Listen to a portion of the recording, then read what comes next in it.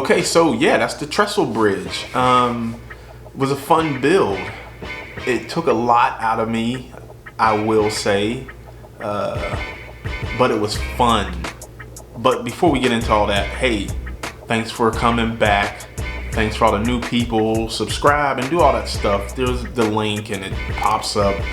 Do the notifications, share and comment and like it. And I would be very grateful.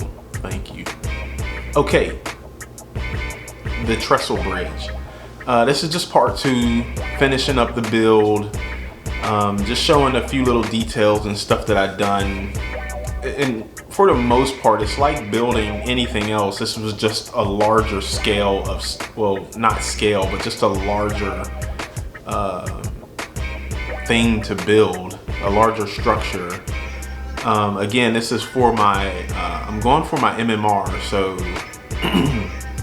and yeah, it was a fun build. There was nothing really else. I think a lot of it was just therapeutic, honestly. You know, you figure some things out and then you have to do it repetitive and, you know, building the vents after the jig, and you just keep doing that over and over. Then you do something else and then it's over and over, and then you figure out something else and it's over and over. It was just fun to do.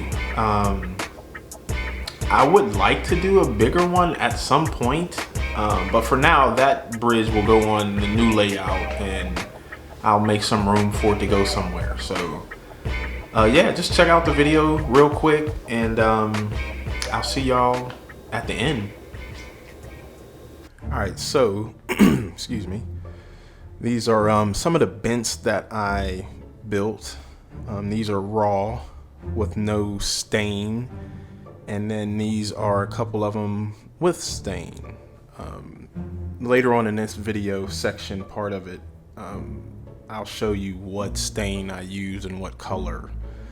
And this right here is called the X-Tool D1. It's a laser cutter engraver. One of the best investments. I will definitely get more into this in some later videos, but trust me, this is one for scratch builders. If you want to have your own stuff, you gotta get one of those. And with that said, with that X-Tool, here I am placing little bolts one by one on the bents. And the X-Tool, that's how I cut them out. And I'm just dabbing a little bit of super glue. I'm looking here now. Just regular CA glue or something. It'll dry clear. I'm dabbing a little from a toothpick and then with the X-Acto knife so I can pick up the little bolt. You can't see it, but I have magnifying glasses on because those little things are small. When I say small, I mean hella small. But for me, it's just the detail, right? You want to add just even more detail to these bents is what they're called, and just more detail to the bridge itself, right? Instead of just having plain wood up there, you know, the wood has to be secured somehow, and they need to be secured by bolts or something. So I just figured this would make a nice addition to the bents and the bridge in general. And here I'm just painting. I don't think this section here is going to be long at all. We don't need to watch paint dry, but yeah, I'm just using ammo products. I think just some matte black or something. And yeah, just painting bolts. And I've done this on both sides of these bents as well. So, you know, one side, I think it's 90 per side. So 90 of those little things per side. And I don't even know how many bents it is. It might be like 12 or something, but you can do the math. And here I have a steel brush, and I think I got this from Harbor Freights. And it came in like a 3-pack. I think this is the smallest one or the medium one of the two. But there's definitely a longer brush, and then whatever other size. But it's steel. And what I'm doing is just scratching the surface of these boards to give some texture. And again, it's just more detail. More detail is what I like to show in a lot of just what I do in general. But hopefully you can see some of these grains that, the little extra grainage. It's a new word. Extra grainage that has been placed in these little things, these little planks. And it's pretty cool because when the stain gets in there, then the texture comes out more. But here's the stain that I use. It's murky brown, and it's from Best. And maybe I'll put a link, or just at least the website up here so you could check it out. But I mean, hands down, best stain in the world. I've tried several different companies too, and by far these guys are the best. And it looks like a cool little whiskey bottle too. But yeah, I just poured some stain in a container and let the little twigs get a bath, and stirred it up and let them soak for a hot second, and then pulled them out and put them on some paper towel, let them dry. It's almost like frying chicken, right? Remember your mom would fry chicken and take out the chicken and let the grease get on the paper towel, and that's the same thing.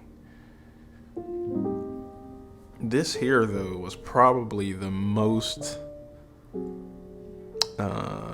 what's the word I'm looking for? The most satisfying part of this build is when I finally got to put these bents on the top pieces of wood there, because now you can finally see the bridge coming together. After weeks of just doing these bents and making little things and little details, the bolts, and making sure the angles on the cross beams were right, all the staining. Now I'm finally getting to see the actual bridge. It was just a good feeling to see all that work at this section definitely not coming to an end, but I can see the bridge now. So it was just a good portion of the build here. Let's see what's happening here. I'm using again some more ammo products. Excuse me. Using more ammo products, and it's oils. And so I had to hide a lot of things, right? Some of the pieces of wood I did not stain prior to gluing together. And when you do that, you have the tendency of the glue not accepting the stain. And so when you put the stain over the glue, there'll be like this white or just a lighter showing of that glue not accepting it. So what I did was, and it also needed to be weathered, but I used oils to actually hide some of those I guess imperfections, or things that I'd done on my mistake by not staining all of the wood at once. I'm learning, so. And for anyone else that catches yourself doing that, it's just a way to hide stuff, is to weather things and add powders and oils or whatever else you need to do to hide that little small imperfection. And yeah, I just used thinner to thin out that oil and spread it out a little bit and fade it here and there, and I done it on the other side as well. And yeah, it was just, again, something to hide the mistakes. Let's let's see, I'm adding the top beams on the top side of the bridge here. I'm not sure what these beams are called. I'm sure they have a name, but besides me adding those bents to the pieces of wood there, this was another satisfying part of it. Jeez, sorry y'all.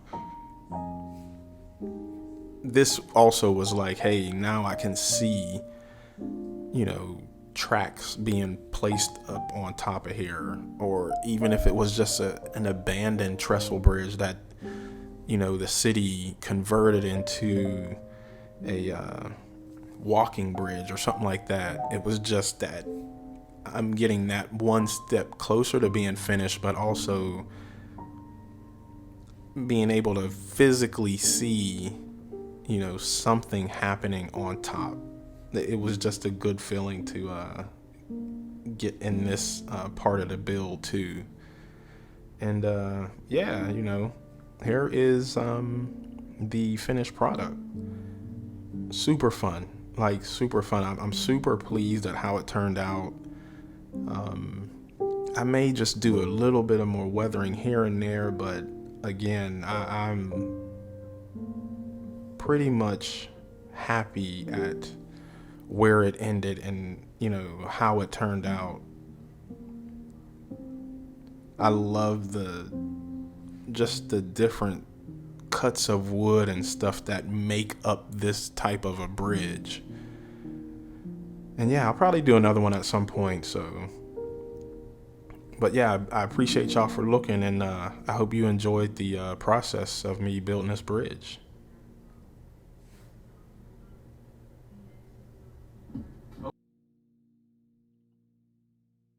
Okay, so there you have it, the completed trestle bridge. Again, it was fun, it was challenging. I thoroughly enjoyed it. Like I said earlier, I would definitely do another one at some point. Not right now. Just I got other things I gotta do, but it was a lot to just do one and then jump right back in and do another one. So yeah, we ain't getting ready to do that. I will try and make a link at some point to where like all of the stuff that I use and the sizes and all that. If you don't follow me on my Facebook page, go to Pro Scale Models on Facebook, like and follow that page. I don't know, it's not a subscribe thing, but just like the page, and I will try and post all that information there along with the drawings and all that stuff. So definitely check that out.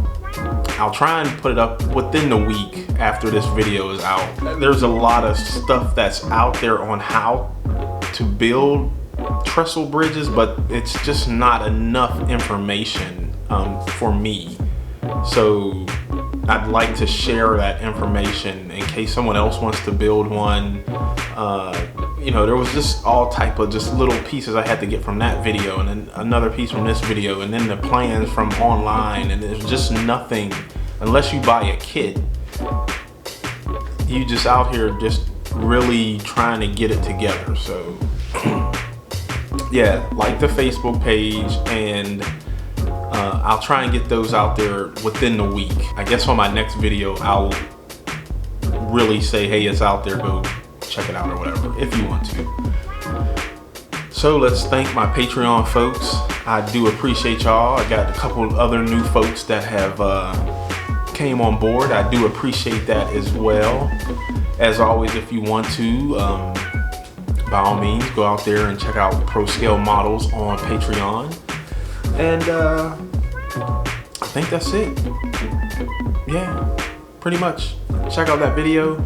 I'm gonna just stick this one finger up because now I know that I can slide the video on either side on YouTube. Yeah! Check out that video, and I'll see y'all on the next one. Peace out, y'all.